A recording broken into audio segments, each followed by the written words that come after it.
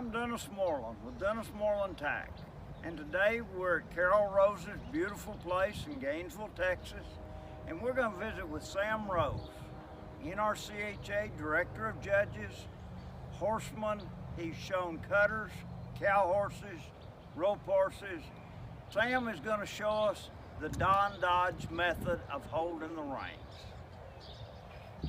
Okay, Dennis, just say we have these reins with my finger between them.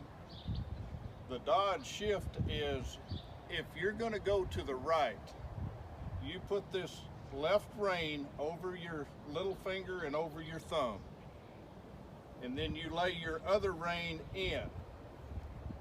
The reason I grew up using it this way is because you're riding colts or you're going somewhere outside or whatever, and this horse starts doing things he shouldn't do. He bucks or he trips or he stumbles. With this way, you've always got one. When you bridge your reins, if a horse trips, tries to go down, he can jerk them both out of your hand. So this is what I grew up using. This way to the right, and I always kept my hands pretty wide. And if you want to shorten them up, all you have to do is just reach down and do it again. If you want to let them out, you do the same thing. So to go to the left, what I would do, I'd reach down here with my little finger and my thumb, put the other rein through there, and put these reins through where I've got my direct rein to the left. That's what I call the DAAD Shift. Thank you, Sam. Is there other ways to hold the two reins? What I see people doing a lot, they'll ride and they barely got a rein in each hand. But in other words, if that horse does something, I always wanted to keep my hands straight away like this, not turn them. This is where I pull. Just say, I'm going to turn this horse to the right.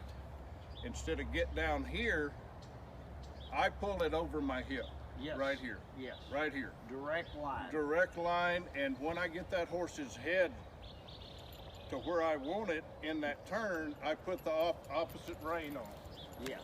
And you turn him push around. And pull. This DAAD Shift is a neat way. How did you learn that?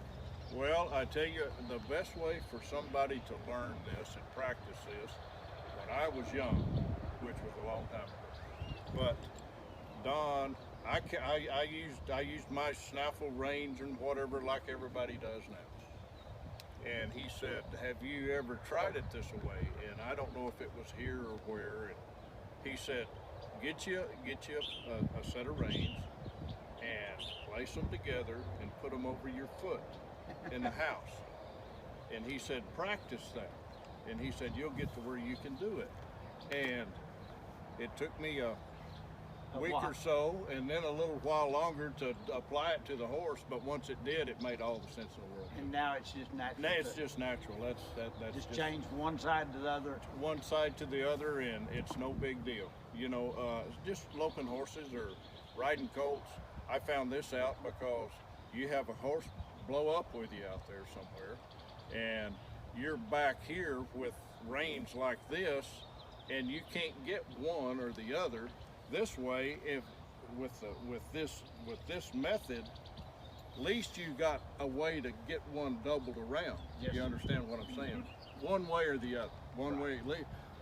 I don't want his head going here. No. I want to see if I can get it somewhere else to save my life. That's the big one. So, anyway.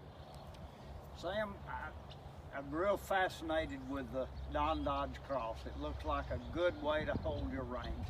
Is it legal to show with that? Dennis, you can show in the NRCHA. The AQHA, they have to be bridged reins. Okay. They have to be this way. But you can still use it at home and yes, at home or warming up or whatever. Yes, but to show in an AQHA class, they have to be bridged. Thank you. Yeah. They need to know that. Well, we sure appreciate you visiting with us today. and giving us a little insight on holding reins, and we sure appreciate it. Well, sure.